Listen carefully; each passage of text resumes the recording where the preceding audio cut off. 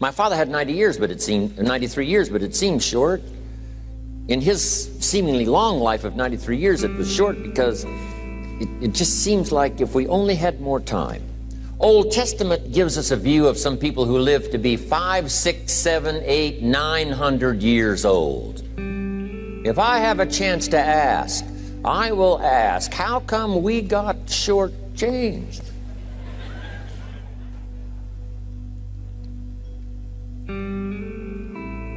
Wouldn't that be a good question if you had a chance to ask? Imagine 700, 800, 900 years to watch generation after generation after generation after generation stay healthy and well. I mean, you gotta be healthy to make it to 900. You gotta take your vitamins.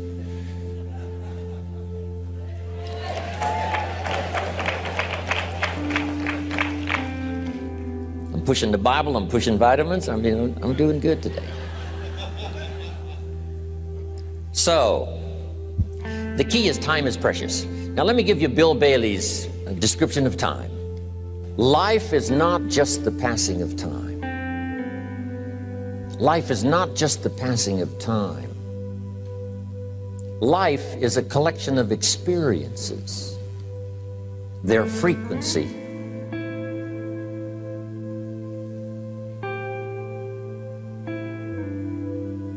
and their intensity. Life is not just watching the clock tick away. Life is a collection of experiences, their intensity, their frequency. When my friend Mark died at age 44, someone says, that's young to die. But what if he lived 4 lifetimes in one? It might not be too young. So here's whatever the span of your life turns out to be, here's what you want to fill it up with: experiences and the intensity of those experiences.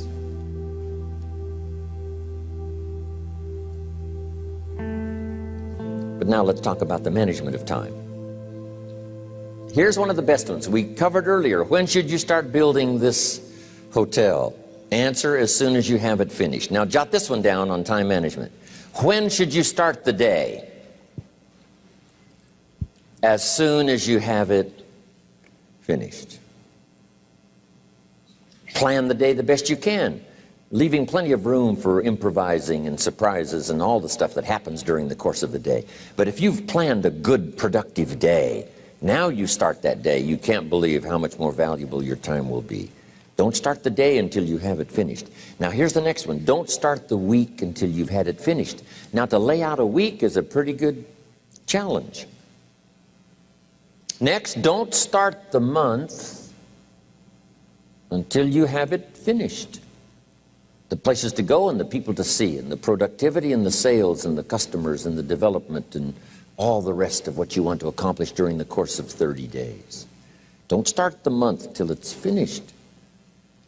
And then here's the big one. This is really challenging. Don't start the year until you have it finished.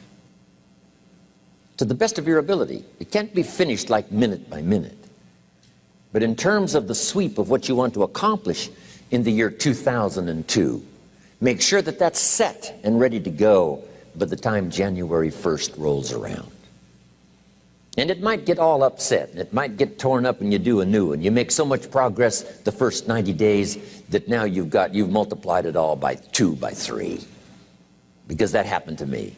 I thought, wow, this is going to be a great year. By the time I'd finished the 3rd month, I'm rolling, I'm soaring. So many things are happening, I revised my whole year's plan. Okay. Now, jot this down. Approaches to the management of time. Here's the first one. Ignore the subject. I mean, that's good advice. Don't let anything overly bug you. Because remember now, you don't have to do anything. Someone says, well, I got to get a handle on my time. The answer is no, you don't. If you want to let it all go, you can let it all go.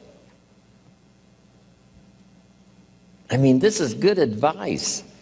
Somebody says, you ought, you ought, you ought. Jot this down. Ignore all the you oughts or you should. Only if they're giving general information. We should. It's better to say if you're teaching, we should. Not you should, we should. Then you let me listen in without it being too confrontational. If everyone did this, see, that'd be great. And then you give a person a chance to choose to do it or not to do it. But when you start the you ought, now see if I don't, now see we got some tension and maybe some problems. So you oughts seem to always create problems. When you're talking to your kids, you say, no, if kids would do this, not always saying if you did this, life would be better, but if kids did this, life would be better. It's like making a little talk and letting them listen in. And then it's a little less confrontational. It gives us a choice. In one of my seminars, here's what I teach. All life form strives to the max of its potential except human beings. All life form strives to the max of its potential except human beings. How tall will a tree grow? As tall as it possibly can. You never heard of a tree growing half as high as it could. No, trees don't grow half. A tree drives its roots as deep as it can, reaches as high as it can, produces every leaf it can, every fruit it possibly can. To the max. Every life form strives to the max, except human beings. Now, why not human beings? Jot this down. You've been given the dignity of choice. You're not a robot. You don't have to repeat this year the same as last year. You can tear up last year's plan, develop a new plan.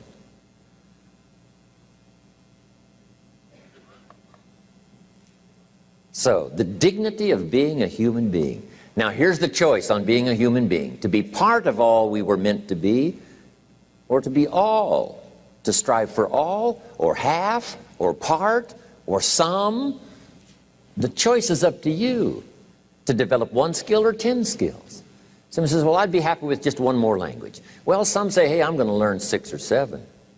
And this is all a matter of choice. And when someone says, no, you ought to learn 4, you've got to resist all that. Because this is personal dignity.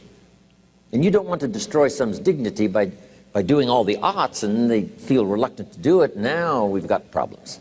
So if you want to, just ignore this subject on time management. Now here's the next one. Step down to something easier.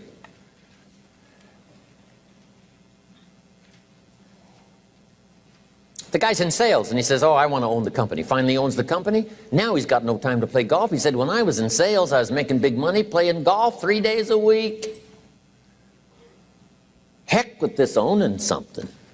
Heck with managing. My life was never my own after I started to manage. I'm going back to sales. See, this is the key. If you're getting too pressed, you might consider stepping down to something with a little easier time pressure. Little girl says to her mother, Daddy comes home, brings his briefcase and pats me on the head and says hello, disappears and works on his papers. How come my daddy doesn't play with me? And her mother said, look, your daddy loves you very much, but he's so busy at work, he can't get it all done, he has to bring it home.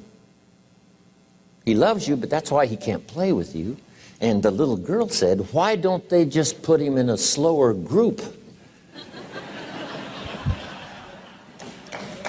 So, jot this down now. If you don't have time for your kids, you might consider joining a slower group.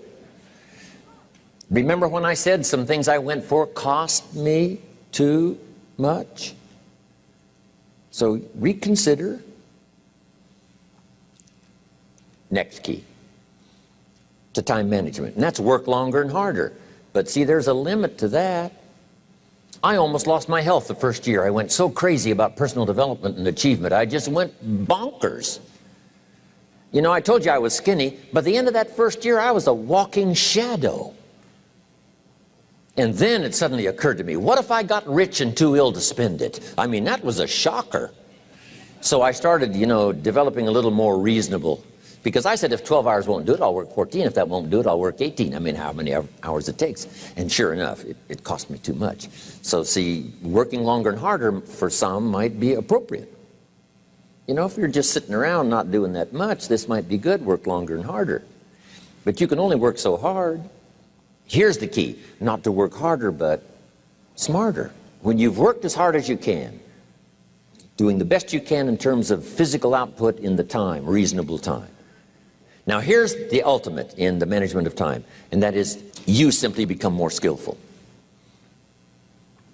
When I first got into sales, You know, I was around people that could get, 9 out of 10, 8 out of 10.